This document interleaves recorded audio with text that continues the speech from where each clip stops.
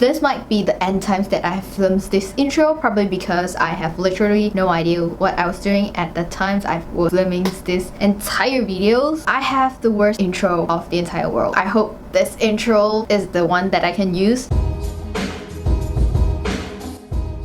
Happy New Year! Welcome to the year of 2021. You probably think that I would do a lot of introductions about 2021. I won't, because I have no ideas what will happen in 2021. Just like last year, we have literally zero ideas that the world will go through a global pandemic. I will just keep quiet for the year of 2021 until it is end. I'm gonna go straight to the video. Today, I bring you 2 thrift flips ideas. I just removed the guitar from the side because it's kind of disrupting on how I want to present my entire videos. We are back. The first outfit is an outfit that I got from Carousell for 10 ringgit. I think the color is super cute. Champagne pink color, like high class. But the designs is just ugh, I don't know who will wear that out. Probably someone wear it out because it's sold in Carousell. So it's just not my style. So I transform it into this champagne pink short puff sleeve blouse that I think is super cute. Let's start with the front panel and the back panel of the outfit. So the first thing that I did is that I removed all the button from the back as well as from the sleeve. I think this button is kind of cute, that's why I save it for a project later. If you're a girl like me which keep everything that is cute, you can do that too. I cut off the sleeve as well as the collar. I combined 2 pieces of the back panel to form this front panel of your shirt. Back to the front. Back to the front, you got what I mean? I cut off the bottom of the shirt as well as cutting a V neckline, which kind of show a little bit of skin. Then I remove the stitches from the front panel that form this kind of weird folding. I use the front panel to make it into the back panel. Back to the front.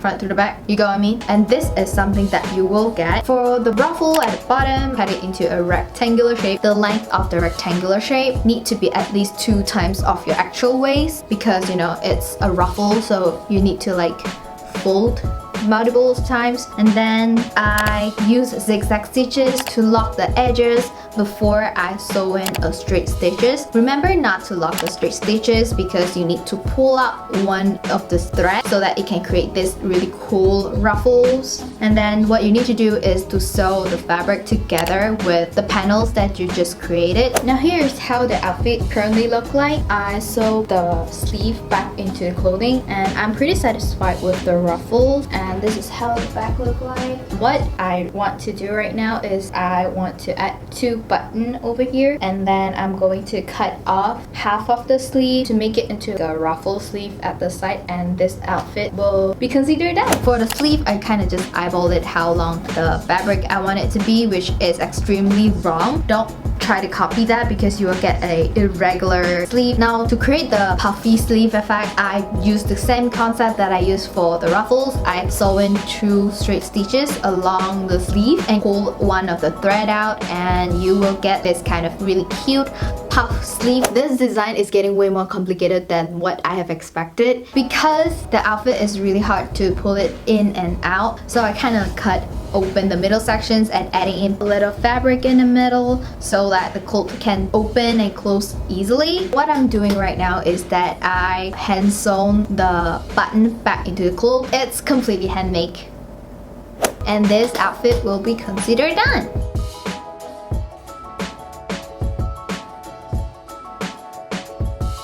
For the second outfit, I have a blouse here that screams Thailand vacations.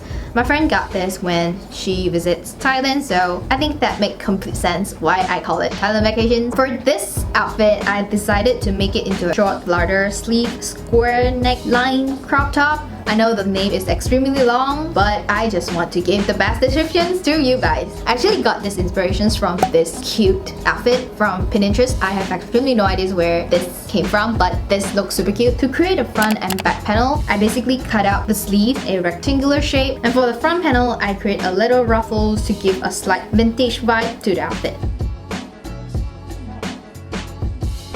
For the straps, I cut out 4 pieces of rectangular fabric from the remaining fabric. 2 pieces of this fabric will be the exact length that you want for your strap. Another 2 pieces will be 2 times longer from the length that you just created, so that you can create this ruffles design. Again, you're gonna use the same technique. What you need to do is to do the straight stitches, gather the fabric together again, and you came up something like this.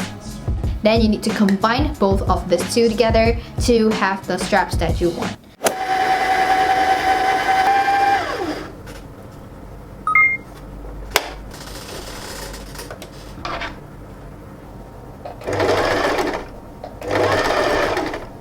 Ever since I start sewing, I realized that wearing this kind of top is the most easiest way to test out the fabric right away, or the clothing pieces right away. I don't need to take the clothing in and out, in and out, in and out every single time. So that's a new lesson. I add in a zip at the side so that I can pull the outfit in and out easily, because the fabric has entirely no elasticity to it. For the areas that flutter, I find it kind of weird to have the rectangular shape out there, so I pull it back in to form this really beautiful continuous flutter shape that I want, and you will be completing this outfit.